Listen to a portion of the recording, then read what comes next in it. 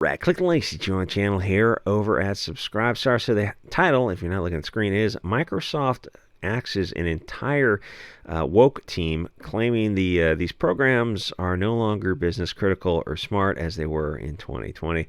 And whenever you read their stuff, it's all this kind of double speak. And I mean, there could be a program that sums it up, and I mean the summation of that would be cancels sector of industry. And the real reasons, you'd have to ask them, but they're not going to tell you. So they're canceling these diversity hires, and someone on social media was saying, well, they're probably, what if they're just like hiding it? And if because they don't have a motive to hide it, because the left wing, which is what most of these corporations are, and BlackRock and Larry Fink and State Street and Vanguard, their motive is to do this kind of stuff very publicly. So there would be no reason to conceal it from people. It's more the case of it's just costing such a ridiculous amount of money, and it's not just the department itself, of course.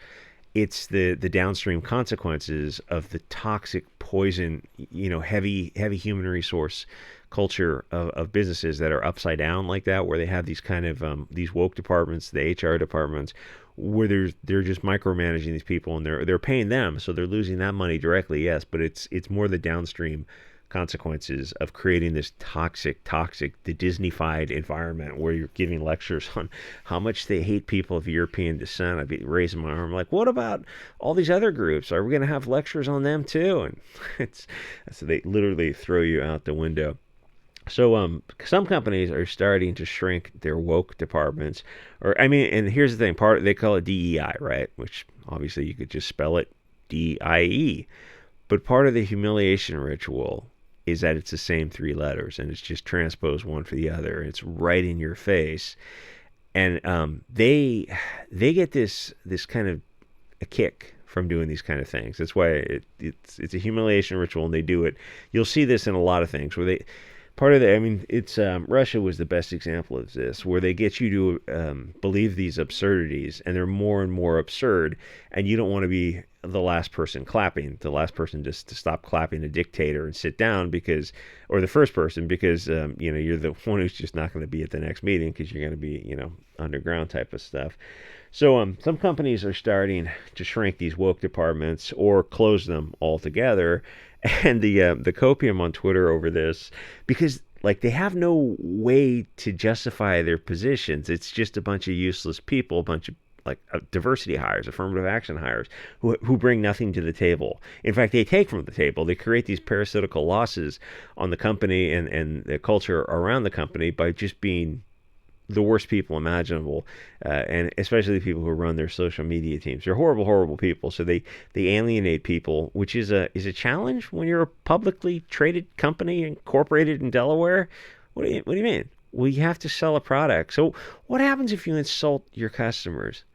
They're going to go somewhere else, because there's no, even with Disney, it's such a name brand. Disney's been insulting people a long time, and ultimately, yeah, there are other Disney alternatives. It's like Disney had the opportunity. I know I talk about them a lot. They're so fascinating because they had the opportunity to just print money. To just all they had to do was sail into the sunset, and they couldn't. These woke people got on board, and they just absolutely destroyed it. So some companies are starting to shrink them, and their reasons are this, the pure corporate doublespeak. Maybe I can try to find a better example of it. Changing business needs. I mean, it's like if you're in that environment, you know how they speak. It's just absolute HR bullshit. So who was that guy, Dilbert? The Dilbert comic, that guy was a pro at it. So something like they have a commitment to empowering diverse spaces within the community of the company family and fostering a sense of belonging, working towards a more inclusive atmosphere of respect, tolerance, and acknowledgement of the differences that bring us together. Which is why we're firing everyone in the diversity department and closing the doors on that area entirely. We're just going to expand the cafeteria. So they give these kind of speeches, and it says nothing. You go, who's getting fired, and where's the money going? That's the only thing you have to ask. But so they said a bunch of nothing, honoring a commitment to diversity, but it was costing us money. So we fired everyone and are moving on. It's like Elon Musk bought Twitter a couple of years ago, and he said he trimmed a lot of the people who were, and it kind of reminds me of the 2000 tech boom, where there was a bunch of people in tech who weren't the engineers, the side of it. They were, I don't know what they're doing. And so Elon goes to Twitter, and there's a bunch of these people who are just essentially political commissar positions. And he said, he fired a ton of these people, the content regulators, which is very triggering to the ADL, SPLC, ACLU types, and where you come to a company and go, yeah, we don't, all that HR, the diversity stuff, the content regulation, we don't actually need any of that, or we're gonna trim that down by we're gonna err on the side of free speech. And it's like the needle scratch on the record. They look at you like they can't believe it. When you say something like that, they know that you're an enemy, and they try to figure out the threats that will work on you. So, and really, what's the counter argument for these the Twitter? Somebody said soy boys is I said, you're gonna have to come up with a new word for soy boys. And I actually obviously I can't say what I need to say on YouTube, but somebody came up with Disneyfied, which means much the same thing, which is it's like something gets nerfed. That meant something, but Disneyfied, actually, if you know the history if you know what's going on currently in the culture war, Disneyfied is a really solid word. I mean, it just means the same thing as a bunch of soy boys, which means something else entirely. So if they value diversity so much with these Disneyfied pussies, they should just start their own company and put their values and try to convert that into a profit. And when they occasionally do, they start at like a communal coffee shop or restaurant or grocery store type of thing. They last about a year, and they burn through their venture capital, and then they close the business because diversity is weakness. It always has been. This isn't a secret. The gaslighting is when they lie to your face and tell you it's a strength, when every example in history is to the contrary. But there's not enough people who have that disagreeability factor like you and I to say, oh, the emperor has no clothes. Why don't more people say something about that? Well, it's just, you got to do your part.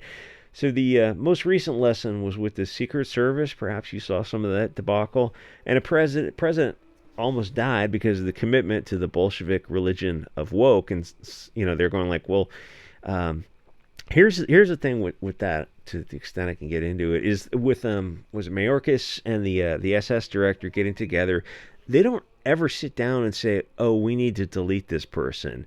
They just have this back and forth. I mean, where it's like, oh, he's a threat to our democracy. We cannot let this guy regain control. He's going to destroy, and just all these bizarre hyperbolic strawmans. But they don't ever actually come out and say anything that could be used against them in court. But they'll do this kind of stochastic manipulative framing where, like, even Biden will say something like he's in the bullseye. So, weird things like that, where eventually you catch on and you hear these people talk often, like he can't return to office, and you think, well, that's not really up to you. If people vote for him, he's going to return to office.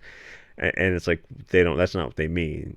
So they don't ever say, like, do something to be negligent with the SF's coverage that's just kind of understood. It might not even be understood consciously. It might be subconsciously, where they just don't try as hard. They go, oh, there's a 4-degree slope on this roof. Yeah, but the other roof has got counter snipers on it, and it's 12 degrees, and those guys are up there. Yeah. And I mean, none of it makes sense, because that's what gaslighting is. And so they leave a building on. It's like it's the difference between negligence, recklessness, and intentional conduct, where they just kind of let something happen because he's a threat to our democracy type of thing. Anyway, so what these affirmative action departments are, imagine a function box in algebra. The woke department takes money and produces business conditions that cost more money than they generate, which is another way of saying that they lose money. Which, if you're trying to sell widgets, you look at that and go, oh, just get rid of that department. It doesn't make sense. The woke department and much of HR are kind of was it a Rube Goldberg contraption, where they add an unneeded layer of complexity to a functioning system, and they change the mission goal for some vague religious purpose, which is, the whole religion of woke, the Frankfurt School, Saul Alinsky type of stuff. I mean, Bolshevism has been around for I don't know, 130 years or something. It was a cult, a fever dream that people are slowly awakening from. And the mission of the company is to sell widgets. Sometimes there might be a more artistic flavor to it, I mean, with the creative industries. But that's it. But woke is a communist religion that changes that mission. And instead of a company hiring people who all get along and can produce the product or service, and in fact, in a lot of things, instead of hiring the best who can produce the thing, that's in many cases can be a secondary condition because you need people who can all work together, even if they're not as individuals, because you don't like you're not doing something as an individual. You're part of a team. So, but instead of even trying to accomplish those goals to produce the product and service, what woke does is it pushes that aside and adds the layer of complexity of hiring people who don't get along and have a religious environment full of usually anti-white racism and misandry and anti-Western, anti-Christian, all this kind of like, well, what do you think, the globalists are all about? And it's the same thing you've seen for the past 100 years. They take a Russian farm, and they go, "Oh, well, I don't know." They think that the farmers are greedy because they're not giving 100% of their product to the city centers because they have to eat 20% to survive. So we're gonna delete the farmers, and we'll put teachers out on the farms to teach the teachers a lesson to get off their high horse. Kind of just insane theoretical stuff that obviously doesn't work and starves tens of millions of people to death. There's no way to fix it without first firing the woke team. And diversity, feminism, and all the BLT stuff. You mean like what they're doing to kids? That's all cancer, and that destroys everything it touches. And the reason they like Rings of Power with Lord of the Rings is probably the best example because it's so ridiculous. Where you have a good original story, it's pretty famous, Lord of the Rings, Tolkien, and they take it and they just do this.